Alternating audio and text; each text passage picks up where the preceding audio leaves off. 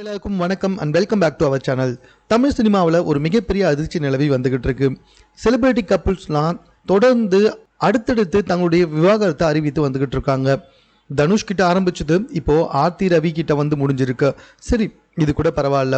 அதை தொடர்ந்து யாருக்கும் ஆகாதுன்னு சொல்லி பார்த்தா அடுத்தடுத்து இன்னும் நிறைய பேர் கியூவில் வந்து நின்றுட்டு இருக்காங்க.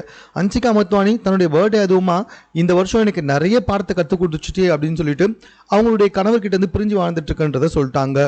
இப்போது சங்கீதா மற்றும் கிரிஷ் இவங்க ரெண்டு பேருமே விவாகரத்தை அனௌன்ஸ் பண்ணியிருக்காங்க. இவங்க ரெண்டு பேருக்கும் அப்படி என்னதான் ஆச்சு?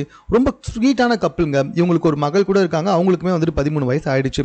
எந்த ஒரு மேடையில் ஒன்றா மீட் பண்ணிக்கிட்டாலும் ஹக் பண்ணி கிஸ் பண்ணி அந்த செலிபிரிட்டி கப்புள்ஸ்க்கான ஒரு இலக்கணமே இவங்க தான் அப்படின்ற மாதிரி வந்துட்டு கொஞ்சிப்பாங்க. பட் எவன் கண்ணு பட்டுச்சோ தெரியல, எவன் என்ன பண்ணாலும் தெரியல, இவங்க ரெண்டு பேருமே வந்துட்டு விவாகரத்தை அனௌன்ஸ் பண்ணியிருக்காங்க. இது சம்மந்தமாக சங்கீதா என்ன பண்ணியிருக்காங்க அப்படின்னு சொல்லி பார்த்தீங்கன்னா, அவங்களுடைய இன்ஸ்டாகிராம் பக்கத்தில் இதுக்கு முன்னாடி அவங்களுடைய ஐடி எப்படி இருக்கும்னா சங்கீதா கிரிஷ் அப்படின்னு சொல்லிட்டு அவங்களுடைய கணவருடைய பெயர் சேர்த்து தான் இருக்கும். பட் இப்போ பார்த்தீங்கன்னா சங்கீதா ஆக்ட் அப்படின்னு சொல்லி மாற்றிட்டாங்க. இதுவே ஆல்மோஸ்ட் வந்துட்டு உறுதி செய்யப்பட்ட மாதிரி தான். இது பத்தாதுன்னு இவங்க கிட்டத்தட்ட 1.5 வருடங்களுக்கு மேலே அவங்க கணவர்கிட்ட இருந்து பிரிஞ்சு தான் வாழ்ந்து வந்துக்கிட்டு இருக்காங்களாம். இவங்களுடைய மகள் இவங்க கூட தான் இருக்காங்க. கிறிஷ் வந்துட்டு தனியாக இருக்காங்களாம். ஆரம்பத்தில் சின்ன சின்ன மனக்கசப்பால் வந்துட்டு பிரிஞ்சு வாழ ஆரம்பிச்சிருக்காங்க. அதுக்கப்புறமா பிரிஞ்சு இருக்கிறது தான் சரின்னு முடிவு பண்ணி தான் தற்போது விவாகரத்துக்கான முடிவை எடுத்திருக்காங்களாம். இப்படியே போனால் தமிழ் சினிமாவை பொறுத்த வரைக்கும் நடிகைகள் யாருமே திருமணம் பண்ணிக்கவே கூடாது அப்படின்ற முடிவை எடுத்துருவாங்க போல. அதே மாரி பண்ணால் இப்படி வந்துட்டு கோர்ட்டில் தான் போய் நிற்கணும் அப்படின்ற மாதிரி ஆயிடும் போல் இருக்குங்க. இதை விட ரொம்ப முக்கியமான ஒரு விஷயம் இருக்குது. பட் அது கன்ஃபார்ம் ஆகலை. ஆனதுக்கப்புறமா நான் சொல்கிறேன். ஒரு சின்ன ஹிண்ட் மட்டும் கொடுக்கட்டுமா?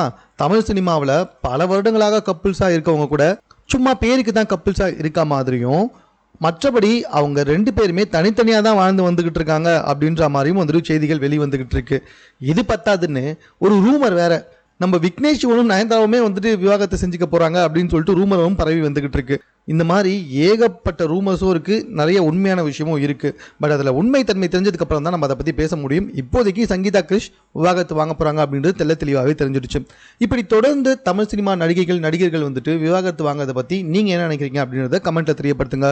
மேலும் இது போன்ற செய்திகளுடன் கூட தெரிந்து கொள்வதற்கு நம்ம சென்னை சேனலை சப்ஸ்கிரைப் பண்ணுங்கள்.